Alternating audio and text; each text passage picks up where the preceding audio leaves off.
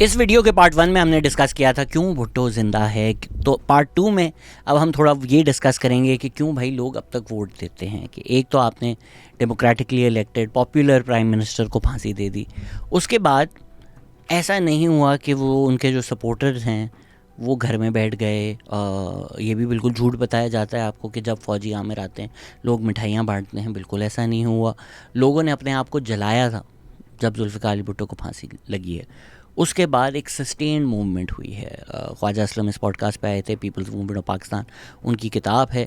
MRD की जो एक तारीख़ है वो हर बच्चे को बतानी चाहिए कि भाई movement of for restoration of democracy इस तरह होती है। ऐसा नहीं है कि आप एक प्रोटेस्ट करेंगे, एक जाके बिल्डिंग जला देंगे, अगले दिन आज़ादी का शामियाना खड़ा हो जाएगा। नहीं। For instance Nusrat Bhutto had to sit with the people who were involved in anti Bhutto politics, who went against Zulfikar Ali Bhutto, जिन्होंने कैंपेन किया। उनमें से कई लोगों ने फिर नुसरत भुट्टो से माफ़ी भी मांगी that they were wrong, but they had to build that political consensus. क्योंकि अगर आपने आमरीत के ख़िलाफ़ खड़ा होना है, रेजिस्ट करना है, तो आप अपने साइलोज़ में नहीं कर सकते कि मैं ही मैं हूँ, मेरे जो सामने सजदे करेगा वो ठीक है, वो हमारे साथ है, वो फरिश्ता है। जो मेरे ख़िलाफ़ जाएगा वो मकार है, इसकी मौत पे भी मैं हंसूँगा। इस तरह पॉलिटिकल रेजिस्टेंस नहीं होती। MRD सस्टेन्ड 7-8 साल चली। लिटरली एक लीडर मरता था, दूसरा लीडर आ जाता था। नदीम फारूक बराचा ने इस पॉडकास्ट पे आके बताया कि स्टेट ने इतना रिप्रेशन किया कि बॉम्ब्स तक फाड़े, हेलीकॉप्टर से भी फायरिंग की, उसके बावजूद प्रोटेस्ट होती रहीं, पीपल केप्ट रेजिस्टिंग। और स्पेशली सिंध में तो कभी रेजिस्टेंस मरी ही नहीं। And many people in Sindh feel कि पंजाब ने उनको डिसअपॉइंट किया और उस तरह से सपोर्ट नहीं किया MRD मूवमेंट में जिस तरह से उनको करना चाहिए था। और ये कोई गर्मी में ख़राब वाली प्रोटेस्ट नहीं थी, ये ज़ियाउल हक का आमराना दौर था। It's the worst of all regimes that we've had. Khawaja Aslam ख़ुद टॉर्चर हुए हैं, बेनज़ीर भुट्टो को सख्तर जेल में डाल दिया था कि उनके इतना जुल्म किया उनके ऊपर कि उनकी परमानेंट लाइफ लॉन्ग कान में मसला था। तो जो लोग नेपोटिज्म कहते हैं, भाई विरसे में नहीं मिली PPP, Benazir had to also struggle for it. And specially 1988 के इलेक्शन में तो खुलकर फ़ौज PPP और बेनज़ीर भुट्टो के ख़िलाफ़ थी। But again the people of Pakistan spoke. आप जाकर तस्वीरें देख लें, अभी भी जब दुनिया के सबसे बड़े पॉलिटिकल जलसों की लिस्ट आती है तो Benazir Bhutto coming back to Lahore in 1986 is on that list. वहाँ पर लोग बोलते हैं कि कोई नहीं था उस शख्स जो घर से बाहर नहीं था उस दिन। तो अवाम जो है उसको जब जब मौका मिलता है वो फ़ौजी आमरीत के ख़िलाफ़ ही आती है। उनको डंडे गोलियां मारकर आप थोड़ा चुप करवा लेते हो out of fear, but whenever they get the chance they show you where they stand.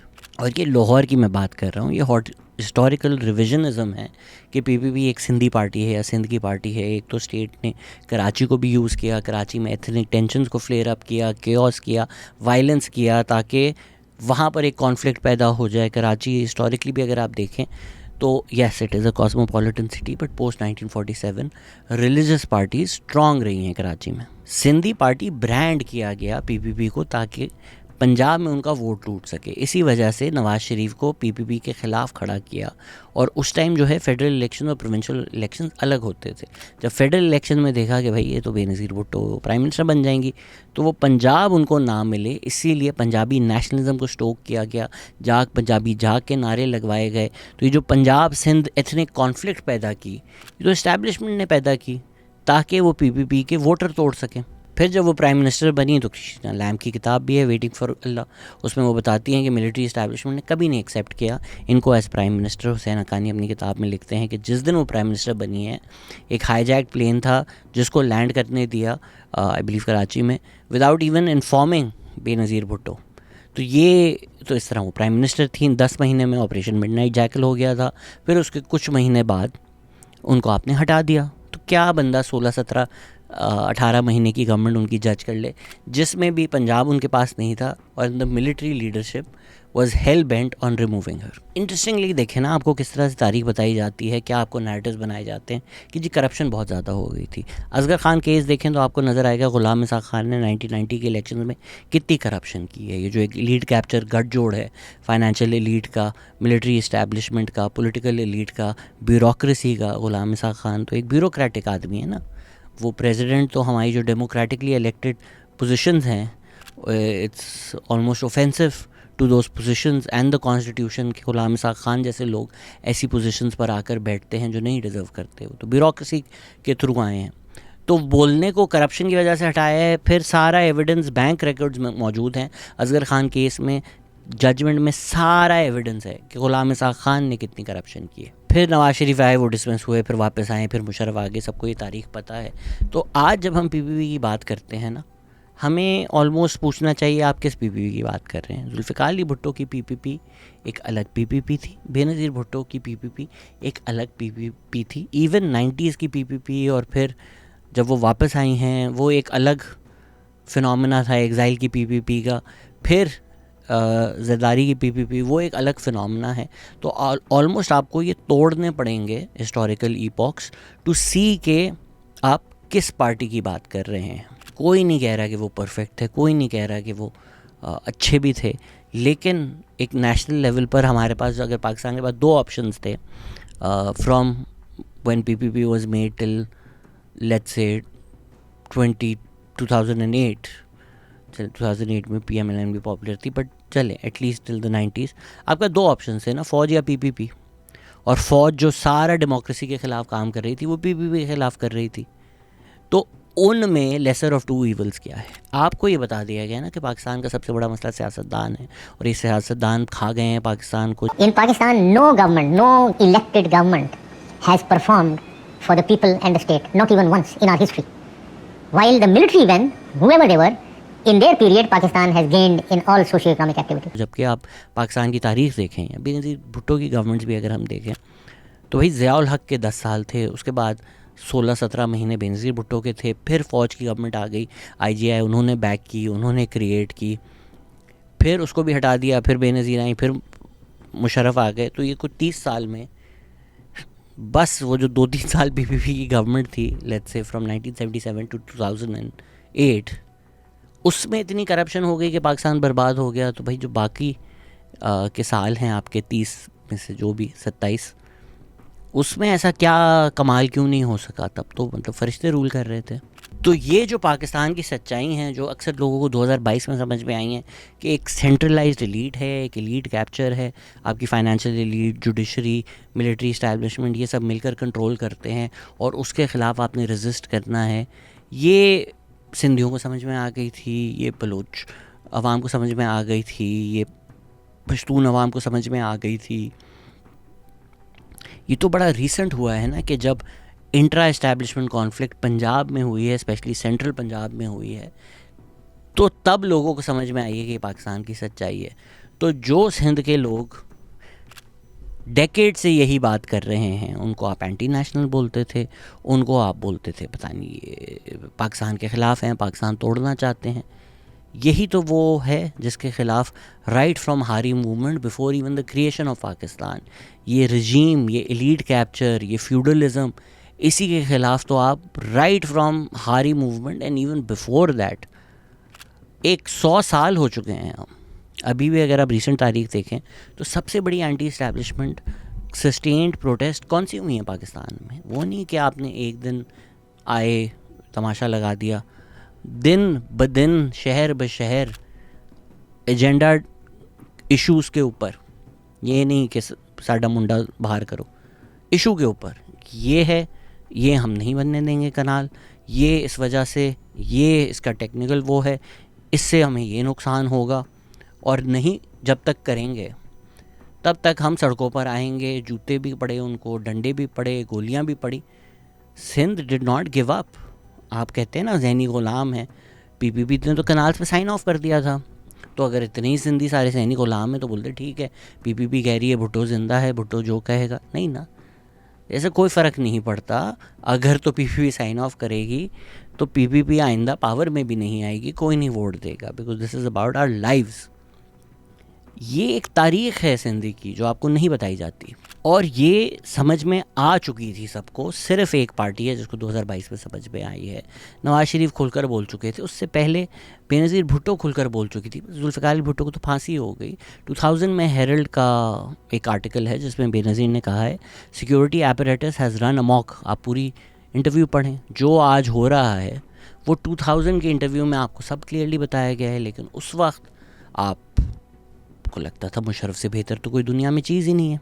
Unfortunately Nawaz Sharif को ये सारी बातें लेट समझ में आई।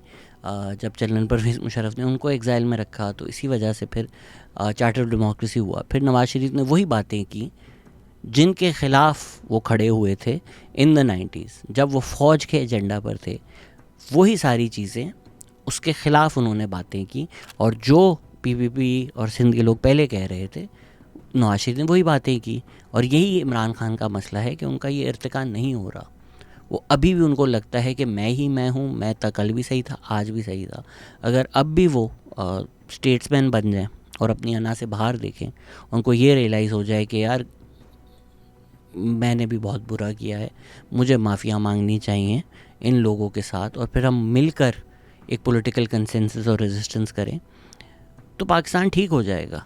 लेकिन डिवाइड एंड कॉन्कर बड़ी पुरानी कलोनियल स्ट्रैटेजी है, और उसमें एक बड़े अच्छे इमरान खान एजेंट हैं जो इंश्योर करते हैं कि पॉलिटी जो है हमारी वो डिवाइडेड ही रहे हमेशा। तो अब आप सिंध के लोगों का एक्सपीरियंस देखें, उसके बाद ये सब होने के बाद, मुशर्रफ के आने के बाद, फिर मुशर्रफ के दौर में जो लोग कराची में नहीं रहते हैं, 10-15 लाशें नॉर्मल एवरीडे।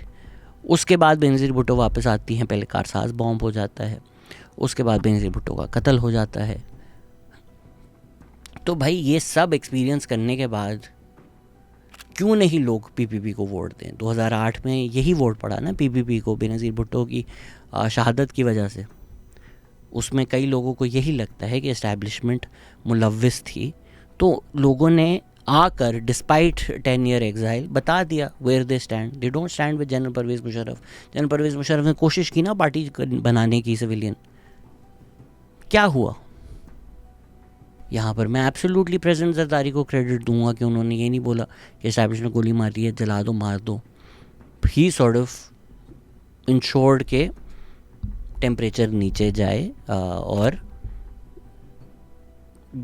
जल ना जाए पाकिस्तान। बिकॉज उधर वो अगर ये नारा दे देते जिस तरह पीटीआई के फॉलोअर्स, इमरान खान के फॉलोअर्स देते हैं कि बदला लो, जला दो, मार दो, फवाद चौधरी की जो स्पीच थी, इस तरह की स्पीच होती तो फिर पाकिस्तान जल जाता। अगेन ये अब का प्रोपेगेंडा है कि पीपीपी सिंधी पार्टी है, हिस्टोरिकली नहीं रही है।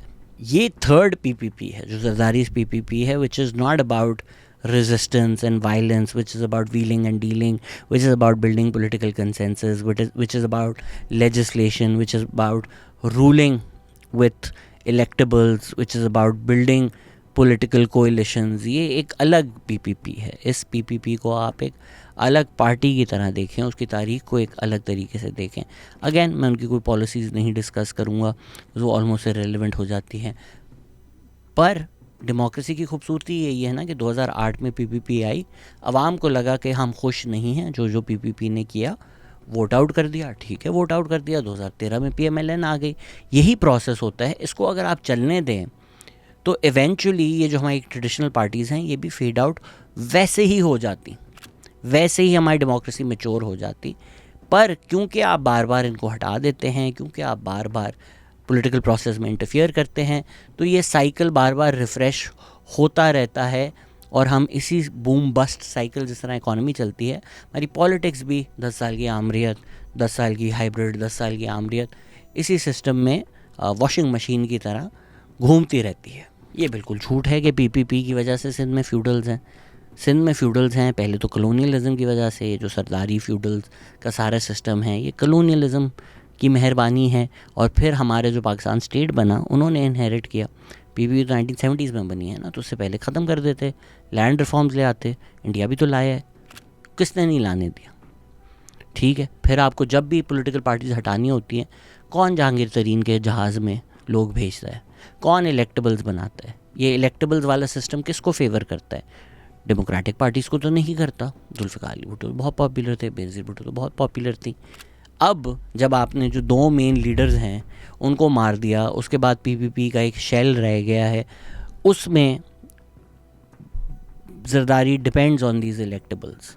क्या यार अपनी अपनी सीटें ये निकाल लेंगे, ये सीटें मिलकर पीपीपी बन जाती हैं। तो ऐसा नहीं है कि वो ट्रिगर दबाएंगे कि भाई तूने ये करना है तो वो ये करेगा। उनकी फिर थोड़ी अपने एरियाज़ में कंट्रोल रहता है, जो इलेक्टेबल्स हैं, और वो फिर जो भी सिस्टम है उसका हिस्सा बनते हैं। ये मैं आपको सिर्फ एक्सप्लेन कर रहा हूँ, मैं ये डिफेंड नहीं कर रहा। इनफैक्ट मुझे तो नफ़रत है इस सिस्टम से। हम ऑन द पाकिस्तान एक्सपीरियंस, जो पाकिस्तान के असली इश्यूज़ हैं, we don't use people's misery to make political points. हमें वाकई कंसर्न है। नाजिम जोकियों के कितने पॉडकास्टर्स ने खुलकर बात की। मैं कैसे कोई पार्टी सपोर्ट कर सकता हूँ जो एक जर्नलिस्ट को टॉर्चर कर रही है, और जिसने फिर टॉर्चर किया है उसको पार्टी का हिस्सा या उसके कज़न को पार्टी का हिस्सा बनाती है। मतलब what part of me were everything I have said over the years will make you think I can support a party like this. मेरे अलावा कौन पॉडकास्टर है जिसने खुलकर उस इशू के बारे में बातें की थी? जबरान नासिर इसी कुर्सी पर बैठा था, केस फाइल लेके केस बाय केस बोला। अभी रिसेंटली तोफैल रिंद का कत्ल हुआ है, हमने दिस वीकेंड पाकिस्तान पे डिस्कस किया है, और तो किसी ने मेंशन भी नहीं किया होगा। आप भी जो सुन रहे हैं आपको पता भी नहीं होगा कौन है तोफैल रिंद। इसी तरह नासिर गडानी है, हमने कितना वो केस डिस्कस किया था, कॉन्स्टेंटली उसकी अपडेट्स दी थी। ये जो एक सिस्टम है, मैं तो सिरे से इस सिस्टम के ही ख़िलाफ़ हूँ। मकसद मेरा सिर्फ आपको तनकीद सही जगह कराने का ये है कि PPP is a symptom of the disease. PPP अगर आप हटा दें तो कोई और पार्टी आ जाएगी जो इस इलेक्टेबल्स को यूज़ करके, बलूचिस्तान है ना, हर 2 महीने में, हर 2 साल में चलें, पार्टी का नाम बदल जाता है, सिस्टम वही रहता है। ये सिस्टम मसला है, ये इलेक्टेबल्स का सिस्टम मसला है, ये फ्यूडल का निज़ाम मसला है। और ये निज़ाम जो है ना, ये इस्टेब्लिशमेंट ने बनाया है, वो इसको सस्टेन करती है। PPP अभी इस सिस्टम में घुसकर उसने अपनी पावर का शेयर लिया हुआ है। वो चली जाएगी तो कोई और ये काम करेगा। ये सिस्टम को ही पूरा का पूरा सिरे से डिसमेंटल करने की ज़रूरत है, जिससे अवाम जेन्युइनली वोट कर सके। आपने जो डेमोक्रेसी के नाम पे मजाक बनाया हुआ है, ये मजाक ख़त्म हो सके। And for people who are listening, Sindhi nationalism और PPP को खुदा का वास्ता है कंफ्यूज मत किया करें। Sindhi nationalism and PPP are in opposition to each other in Sindh. In many ways, Sindhi nationalists see the PPP as an agent of the state in Sindh. Sindh का जो कनेक्शन है ना पाकिस्तान के साथ, वो PPP की वजह से, बिकॉज PPP कोर्ट के दोनों साइड खेल सकती है कि वो सिंधी अवाम से भी बात कर सकती है, फिर इस्लामाबाद में फेडरल उससे भी बात कर सकती है। बलूचिस्तान में जो ये बीच के थोड़े बहुत भी लोग थे, उनको भी आपने इतना साइडलाइन कर दिया है कि वो पॉलिटिकल वैक्यूम बन गया है कि वो एग्जिस्ट ही नहीं करते। तो इस्लामाबाद का बलूचिस्तान की आवाम के साथ वो कनेक्शन ही बिल्कुल टूट चुका है।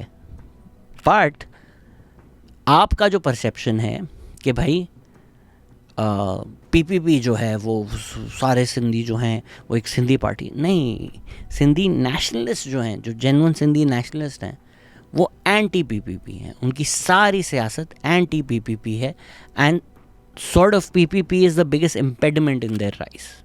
जिस तरह कनाल्स का इशू था, सिंधी नेशनलिस्ट पार्टीज बहुत पॉपुलर हो गई थी उसकी वजह से, but once PPP co-opted that issue and made it their own issue and then stood against the canals, वो सॉर्ट ऑफ मूवमेंट भी डाई डाउन हो गई, और वो इशू जो है वो नेशनल लेवल पे चला गया without their being the need for more protest.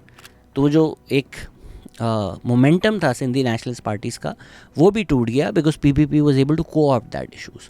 तो वो जो एक PPP की एबिलिटी है ना कि जो सिंध के इशूज़ हैं वो नेशनल लेवल पर रिप्रेजेंट कर सकती है, वो एक पॉलिटिकल एक्सपीडियंस ही उनके पास है, जो लोग भी रियलाइज़ करते हैं कि अच्छा यार ये कर सकते हैं, और फिर कुछ फ़ायदा भी हो सकता है हमारा उससे इवेंचुअली। फिर अगर हम पॉलिटिकल अल्टरनेटिव्स की बात करें, तो जो पॉपुलर पार्टीज़ हैं, पीर पगाड़ा पार्टी जैसी, बिकॉज हिस्टोरिकली वो स्टेट का जो एजेंडा है या इस्टेब्लिशमेंट का जो एजेंडा है, उस पे उन्होंने PPP को अपोज़ किया है या वो इस्टेब्लिशमेंट के साथ मिल गए हैं, उसकी वजह से आवाम को भी समझ में आ जाती है कि ये कौन सी पार्टीज़ हैं जो इस्टेब्लिशमेंट ने PPP के ख़िलाफ़ खड़ी की हैं, उनको भी मेन सपोर्ट नहीं मिलता। फिर अगर हम मेन स्ट्रीम पार्टीज़ की बात करें, सिंध अंडर वाटर था, कोई भी नहीं आया, कोई पार्टी ने कोशिश भी नहीं की।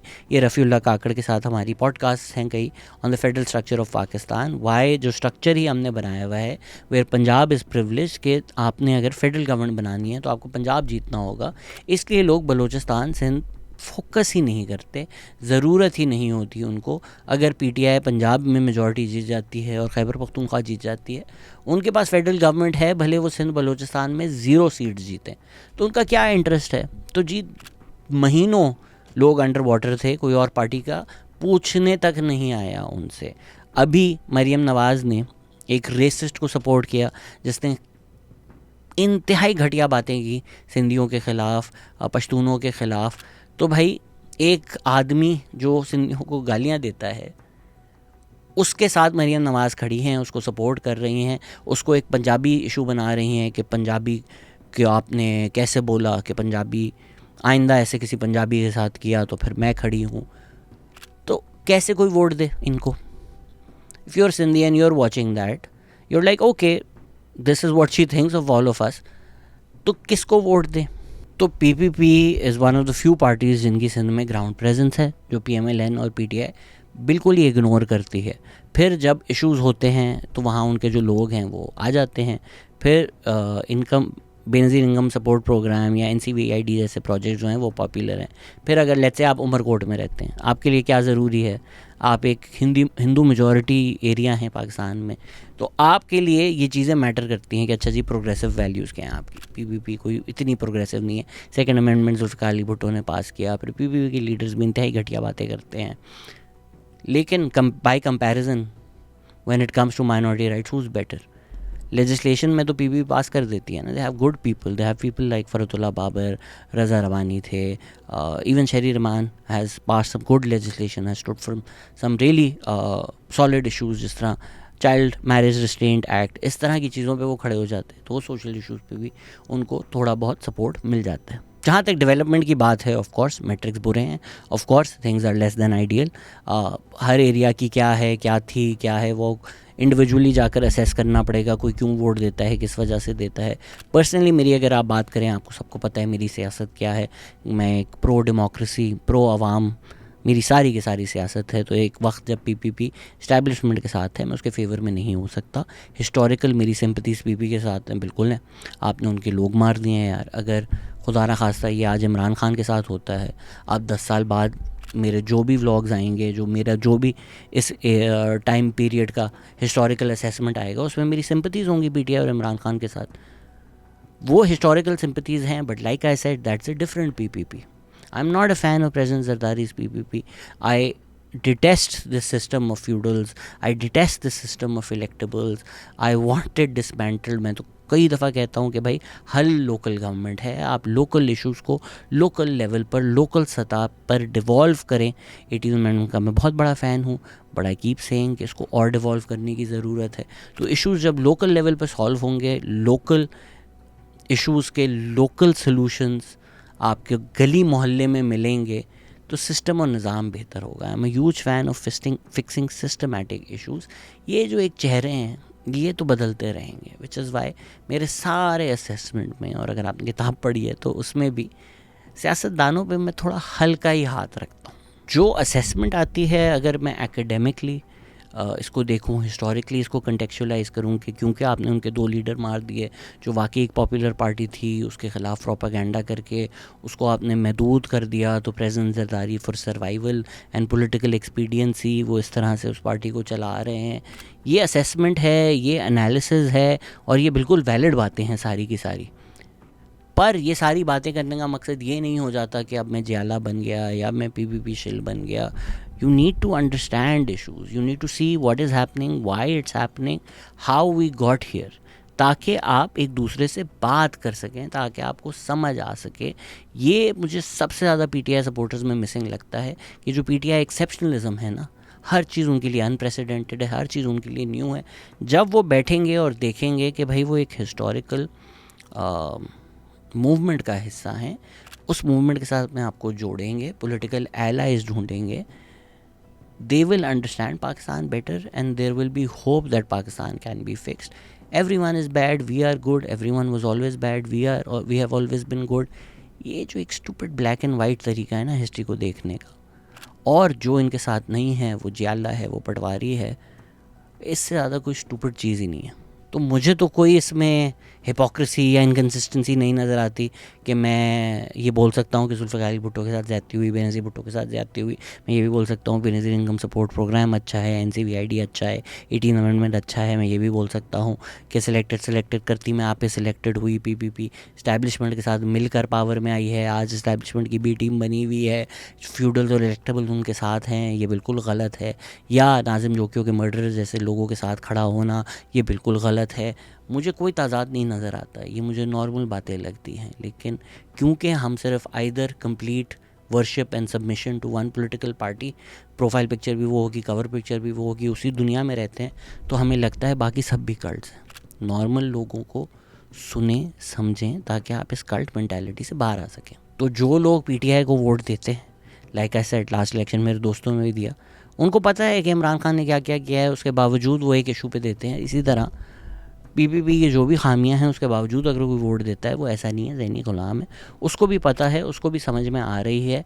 लेकिन हो सकता है कोई सोशल वेलफेयर प्रोग्राम्स उसके फ़ायदे में हो, कोई लेजिस्लेशन उसके फ़ायदे में हो, या कोई हिस्टोरिकली उसके फ़ायदे में हो, या GDA जैसी जो पार्टीज़ हैं जिन्होंने इस्टेब्लिशमेंट के साथ मिलकर सियासत की है, अगर आपके उनके बीच में ऑप्शंस हैं तो ये हैं।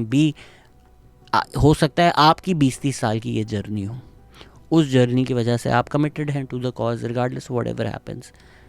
सी human beings and especially see voters as human beings, ताकि ये जो एक प्रोपागेंडा के कीमे के नाम पे बिकने वाले जहनी मरीज़, इससे बाहर आएँ और आप अपने आप को भी इंसान समझें और औरों को भी इंसान समझें, और जिसको आप वोट देते हैं स्पेशली उसको इंसान समझें। और अगर सिंध की सियासत समझनी है, जाएँ सिंध के लोगों से बात करें। हम आलिया बख्शल से जब बात कर रहे थे लेफ़्ट की सियासत, हमने यही सारी बातें की और उन्होंने भी यही सारा पर्सपेक्टिव दिया। लोग पागल नहीं होते, स्पेशली जो कलेक्टिव कॉन्शियसनेस है, इसीलिए डेमोक्रेसी वर्क करती है। Hopefully this video has helped you understand the politics of Sindh better. Hopefully more episodes of Sindh का शहजाद कमिंग सून, ताकि आप देखें भी एंड आपका दिल भी चाहे और आप अपने मुल्क के लोगों से मिलकर जुड़कर पहले हंसें, खेलें, खाएं, ताकि कल को मिलकर रेजिस्टेंस भी बाउंड कर सकें। Thank you.